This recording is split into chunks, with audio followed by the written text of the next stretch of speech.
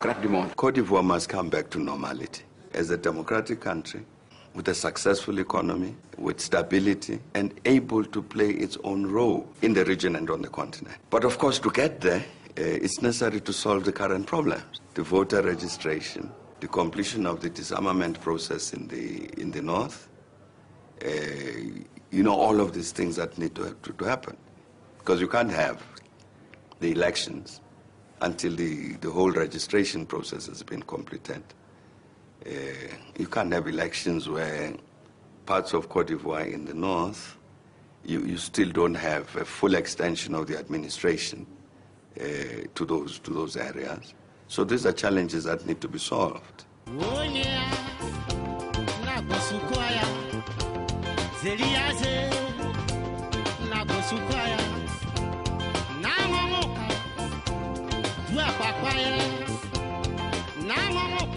Quels sont les ressorts de cet homme qui a traversé tant d'embûches, qui a cru en son destin envers et contre tout?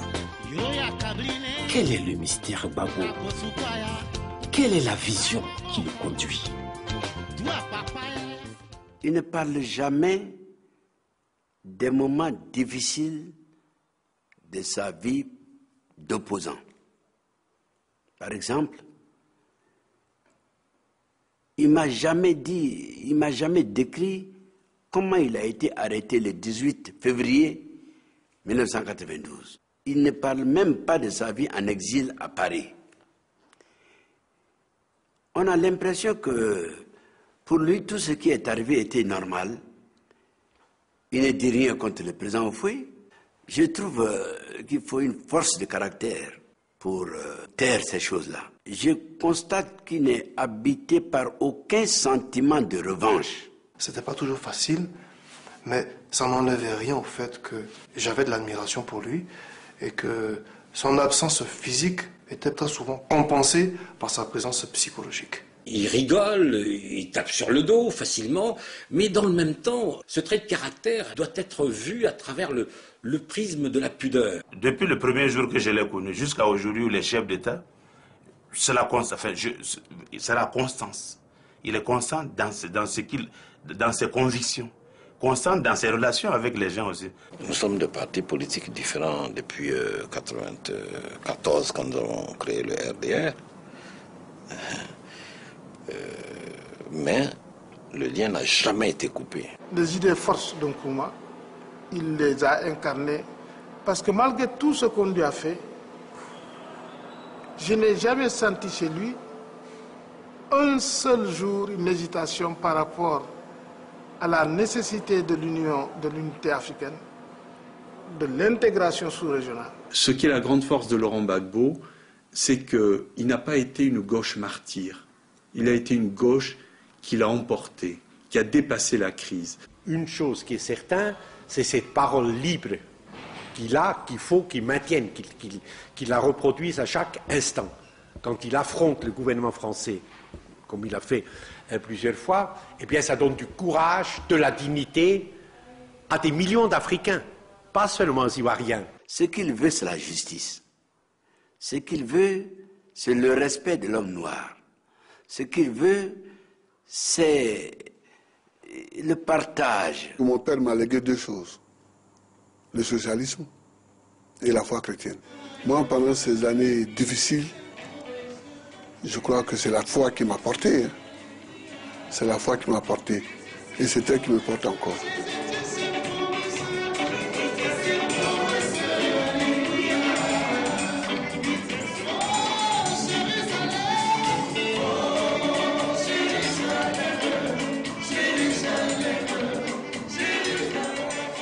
Il y a des pays qui possèdent la bombe nucléaire, les États-Unis, la France, la Russie, l'Angleterre et la Chine. Et puis il y a nous. Mais nous pouvons nous en sortir si nous savons marcher entre eux. Donc on ne doit pas être angoissé. Nous devons tout faire pour que nous ayons notre pain quotidien. Pour que ici et là, nous prenions ce qui nous est utile pour notre propre développement. There is a shared vision on the continent about its politics, its economy, capacity to solve its own problems, all of these questions, there is a common position. The big challenge is implementation. And in that context, you need the people. You need these committed African patriots. President Gbagbo is a champion of this view, because in the end, what these programs and policies say is that we must define our own future as Africans and not allow it to be defined by somebody else. L'Afrique, dès qu'il s'agit de régler un problème, se met à chercher un leader à l'extérieur et souvent se met à lui demander ce qu'elle-même possède, comme si chaque situation devait lui permettre de gagner quelque chose sur les Occidentaux. We must define a progressive future. And a progressive future, it means a future that actually impacts on changing the lives of the ordinary people for the better, both urban and rural. Not a process of change which just benefits a small minority and elite in the African countries, but a process of change which empowers the people, lifts people out of poverty, restores dignity to these masses, these millions of Africans. Moïse est l'homme politique que j'admire le plus. Les Hébreux qui avaient la foi en Dieu avant même Moïse, il y en avait beaucoup.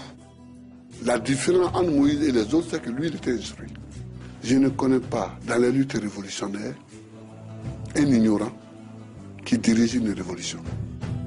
Les 5 premiers livres de la Bible, qui sont les livres attribués à Moïse, c'est le fondement de la morale dans le monde entier. Il ne faut pas voler, il ne faut pas mentir. Aujourd'hui, ça a l'air banal quand on le dit. Mais il a fallu que quelqu'un l'écrive. Il a fallu que quelqu'un le théorise.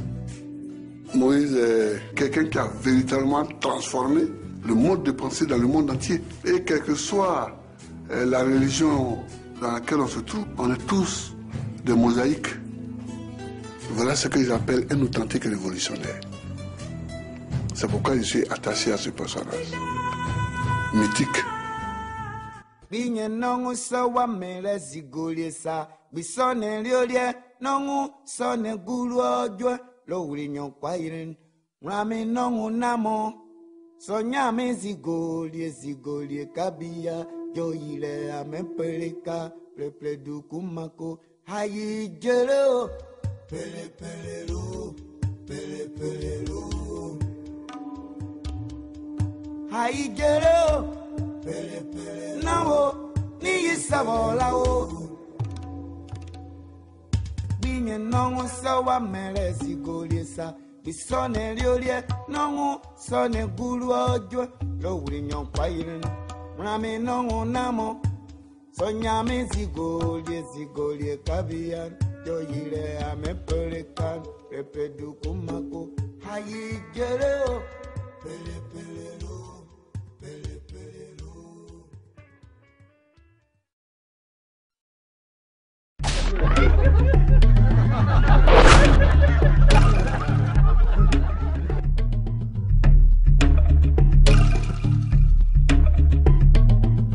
On peut travailler un peu comme ça. De vous aussi des questions que vous allez faire le montage après. Allez, Vincent, on peut. On va aller.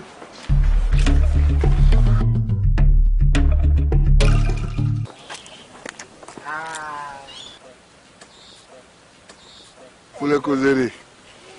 Maintenant pour l'interview, on verra ça après. Alors tu dis quoi? Je t'écoute. C'est quelqu'un qui est toujours soucieux du bien-être des autres. Il a été beaucoup brimé dans ce pays, mais il n'y a pas tenu compte. Moi, je n'ai pas d'amertume et je ne crois pas avoir haï quelqu'un et je n'ai pas de grands regrets. Même il y a des gens qui vous ont fait beaucoup de mal, mais je cause avec eux tranquillement. Parce que ici, qui ne m'a pas fait du mal? Qui ne m'a pas fait du mal dans la classe politique? Qui? tout le monde a essayé de me piétiner. Alors si je veux me venger, vous savez, le pays va exploser. Alors, il ne faut pas qu'il explose. Aujourd'hui, la guerre, là, j'ai même dit, si on tue, on me tue. Pour laisser Babo là pour diriger le pays, ça allait être content. Parce que ça a un signe. Lui, il est venu, c'est un enfant que Dieu peut-être nous a envoyé pour construire la Côte d'Ivoire. Vous voyez la toiture là-bas, en tuile rouge. Je sais qui habite là. C'est la personne qui est venue me dire un jour, Monsieur le Président, c'est moi qui habite là en face de vous. Hein? Quelle est l'idée? Non. Il est qui dit celui qui habite en face? Tu me critiques? Moi? Sur ce sujet. Non, non. J'ai dit, je sais la personne qui habite la maison en tuile rouge là. Et tu ris. Non. Il nous racontait des blagues pendant les moments les plus difficiles, où tout le monde était consterné, tout le monde semblait être en deuil. Lui, chaque fois qu'il nous trouvait là, il nous confortait et il nous encourageait, alors que c'est nous qui devions l'encourager. Cela ne veut pas dire qu'il ne cherche pas la solution. Il cherche la solution dans la sérénité. On va voir le coup de tennis là-bas. Alors, si tu veux jouer, je ne te le loue même pas. Par amitié, je te le cède.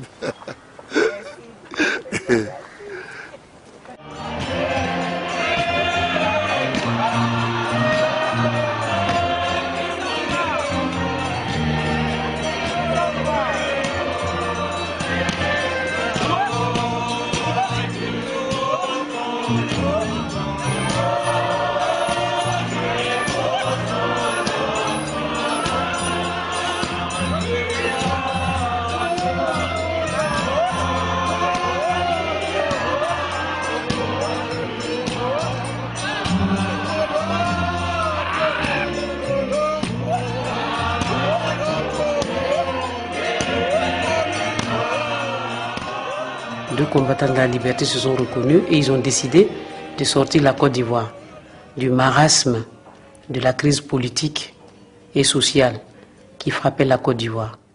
Et lui aussi, de façon constante, avec beaucoup de dignité, beaucoup de respect, comme l'a dit le président Gbagbo lui-même, a fait fi des a priori et des choses que les gens disaient. Et ceux qui ne connaissaient pas le président Gbagbo, il a voulu lui-même découvrir le président Gbagbo, découvrir le peuple de Côte d'Ivoire. Il est venu s'installer à Abidjan pendant 4 jours. Il a écouté tout le monde. Il a vécu la vie en Côte d'Ivoire. Il a senti dans son âme et dans son corps tout ce qui se passait en Côte d'Ivoire. Et à partir de là, il a su gérer la crise ivoirienne. Annie, c'est en novembre, là, quand les gens ont commencé à nous attaquer, que des amis ont mis ça ici. Il faut que je vienne dormir là-dedans. Je n'ai pas dormi là. J'ai refusé de venir dormir dans le sous-sol. C'est pas encore le film, non? Non. C'est bon, Vous êtes juste les deux parce que le camarade qui était là à l'entrée. Non, en fait, lui, il nous accompagne. Ah oui. Ben, si vous voulez bien vous rapprocher. Alors, Oui. Alors, il faut qu'il se taise un peu. Ah oui. Oui. Demande. Excusez-moi. Moi, je vais juste faire une. Merci. Bon. Ces Suisses sont bavards. On y va, on y va.